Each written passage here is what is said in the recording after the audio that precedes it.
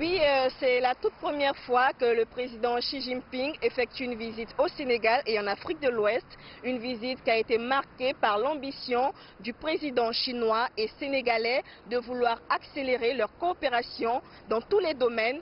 Et les bonnes relations d'amitié entre les deux pays ont été matérialisées samedi par la signature de nouveaux accords dans le domaine économique.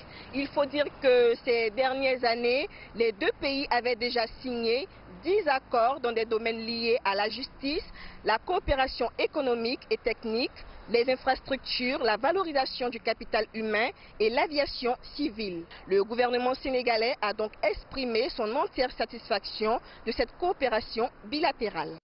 Le président Macky Sall avait mentionné dans son discours que le peuple chinois est un peuple dont le parcours est un message d'espoir, montrant que le sous-développement n'est pas une fatalité et que la bataille pour le progrès se gagne d'abord par un esprit combatif.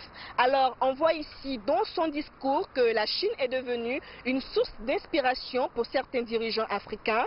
On a aussi remarqué dans les discours des deux chefs d'État l'engagement d'aller en avant dans le cadre d'une coopération gagnant-gagnant.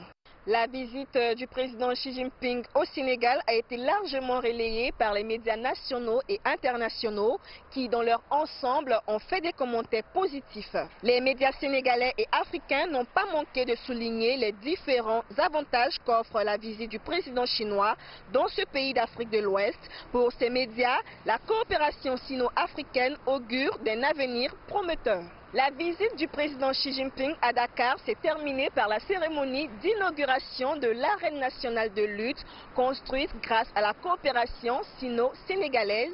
Après le Sénégal, le président Xi Jinping se rendra au Rwanda et en Afrique du Sud où se tiendra le 10e sommet des BRICS. Christina Niaouré, CGTN français.